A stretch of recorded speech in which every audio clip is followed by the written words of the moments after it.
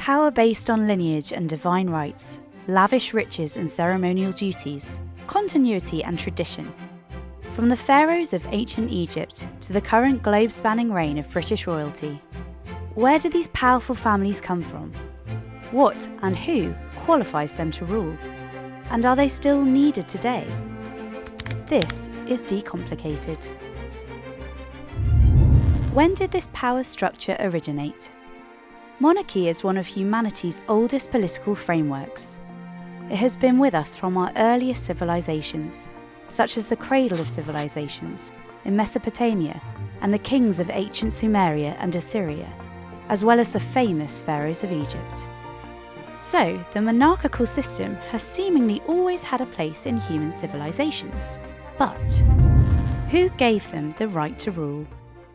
Monarchies came into being in a variety of ways over the ages, from successful conquests, owning vast swathes of land, or selecting a monarch from a group of powerful elites.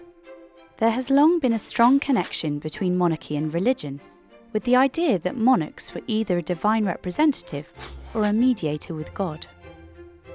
The power that these rulers held could be implemented in various ways, from powerless figureheads to those who wielded absolute authority, often supported by a divine mandate, or even the idea that the monarch was a descendant of the gods, or a living god themselves. For example, in a European context, monarchs were the beneficiaries of the theory of divine right of kings in the early modern period, which stipulated that a monarch's authority to rule is bestowed by God. Some remnants of this can still be seen today, with Queen Elizabeth II being the head of the Anglican Church. This right to rule was then inherited by royal children, born out of arranged marriages that crafted diplomatic alliances. This facilitated the continuation of the royal system of governance through generations. How has monarchy evolved into the modern era? As societies progressed throughout the ages, the monarchy also had to do so. In the ancient, classical and medieval eras, monarchies of various types were the dominant political system. However, in Europe, the Renaissance and the Enlightenment movements sparked a desire to explore other political frameworks in a quest to find the ideal mode of governance. These new ideas encouraged both the American and French revolutions, which overthrew monarchies, as well as the English Civil War and Glorious Revolution, which gave greater power to Parliament and led to steadily decreasing monarchical power in the UK. Over time, monarchies around the world have been replaced by different political institutions, either peacefully or in dramatic fashion, like the executions of the Romanovs in the Russian Revolution. Today, only 43 sovereign nations have a monarch, with 15 being a part of the British Commonwealth. And amongst these, 3 different types of monarchies exist: absolute, constitutional, and elected.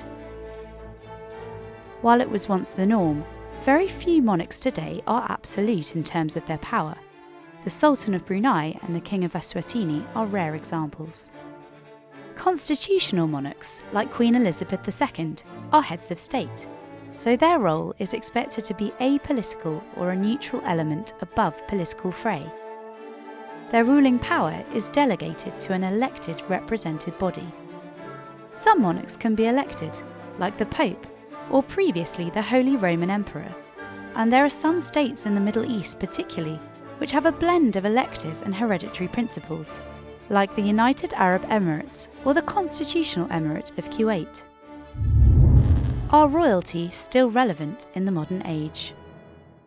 The relationship between monarchy and their subjects, or modern society in general, is constantly under scrutiny and reassessment, especially in situations where they no longer wield political power. Proponents of monarchy note the charitable work that royals do to support and promote good causes. This has been cited as an example of how they can use their enhanced visibility to draw attention to worthy causes and act as patrons. This has particularly been the case for the British monarchy, with the Prince's Trust, Princess Diana's work with HIV patients and landmines, and, more recently, the work of the younger generations of the royal family on mental health. On the other hand, Republican proponents argue that the monarchy is only tabloid fodder, or that the cost of the royal family is more than the benefit, especially as the royal family can be partially funded by taxpayers. It has also been argued that an elected head of state would be more representative of the people, and that the existence of a monarchy perpetuates an outdated class system that should be eradicated.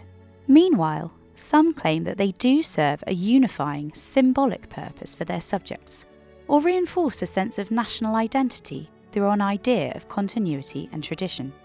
And, in recent years, royals have been breaking from tradition and choosing spouses from outside of royal lineage or aristocracy. This has added to the monarchy's approachability and relatability in the modern era, or what some scholars have called royal ordinariness. The most difficult balancing act for monarchy is preserving a sense of continuity and tradition, which in many ways defines the monarchy, while still evolving to remain relevant and in touch with the changes in modern society itself.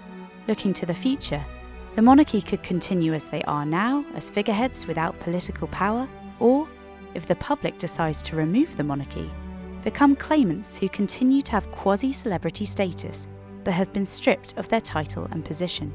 However, given the very long history of monarchy as a political entity in world history, some form of monarchy is likely to endure in modern societies well into the future.